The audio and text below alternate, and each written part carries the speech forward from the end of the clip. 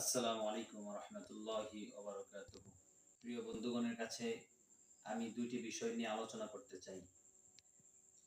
এক নম্বর হলো, আমি মোবাইলে দেখতে পেলাম একজন মা ৭৫ বয়স হয়েছে, তার ৭৫ বয়সের এক মা, বৃদ্ধা মা। তিনার ৩টা ছেলে আছে। একটা ছেলে এরকম ভাবে বুয়েটের শিক্ষক, আরেকটি ছেলে যে সচিব, আরেকটি ছেলে কানাডার প্রবাসী। সচিব, বুয়েটের শিক্ষক এবং কানাডার প্রবাসী, ৩ ছেলে। মায়ের কোনো খবর নেয়নি। সেই মা ৭ দিন হলে বিছানায় মারা গিয়ে পড়ে আছে, পচে গেছে, দুর্গন্ধ হয়ে গিয়েছে।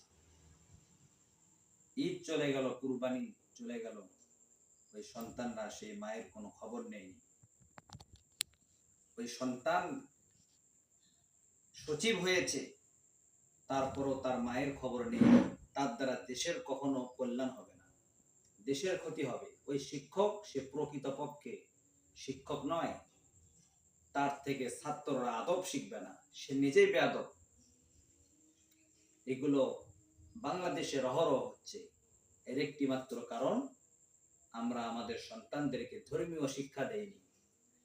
অনেক বড় অফিসার বানাচ্ছি, দুনিয়ার লাইনে অনেক উচ্চ শিক্ষায় শিক্ষিত করেছি, কিন্তু তার মাথায় যদি কোরআন থাকতো, সে যদি ইসলামকে শিখতো, তাহলে তার মা বাবা এরকম কষ্ট পেত না। আজকে বাংলাদেশের খবর নেই দেখেন, বিশ্বের খবর নেই দেখেন, কোন আলেমের মাকে এভাবে মারা গিয়েছে পাবেন না, কারণ তাদের সিনায় কোরআন আছে।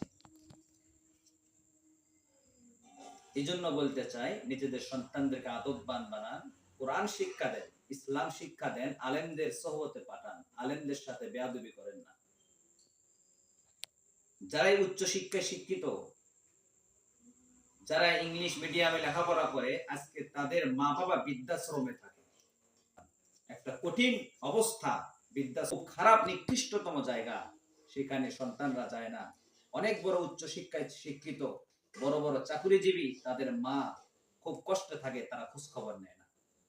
কোন আলেমের মাকে দেখবেন না বৃদ্ধাশ্রমে গিয়েছে, কোন মুয়াজ্জিন, ইমাম সাহেব, খতিব সাহেবের মাকে দেখবেন না বৃদ্ধাশ্রমে গিয়েছে। যায় কারা? যারা উচ্চ শিক্ষায় শিক্ষিত।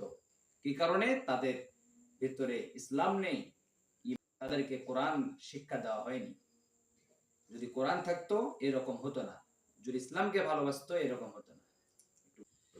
আসুন আমরা ছেলে মেয়েদেরকে কোরআন শিক্ষা দিই। দ্বিতীয় বিষয় যেটা নিয়ে আলোচনা করব, বাংলাদেশে অনেক রকম রাজনীতি দল আছে। কে কি করবে তার ব্যক্তিগত ব্যাপার, কিন্তু মনে রাখতে হবে ইসলাম ধর্ম একটি, আমাদের আল্লাহ একজন, আমাদের নবী রাসূল একজন, আমাদের ধর্ম একটি, আমাদের আল কোরআন একটি। সুতরাং আমাদের মাঝে এত দ্বন্দ্ব থাকা যাবে না। মানুষ ব্যক্তিগত স্বাধীনতা থেকে এক একজন এক এক দল করতে পারে। আমরা নিজেদের মাঝে কাদা ছোড়াছুড়ি করি, আমরা একে অপরকে ভাই হিসেবে আমরা ভুল ধরে দেই না। আমরা প্রতিটি জিনিসের দুইটা দিক থাকে, একটা পজিটিভ, একটা নেগেটিভ। মুমিন বান্দার কাজ হলো সবসময় ভালো ধারণা করবে, পজিটিভ ধারণা করবে।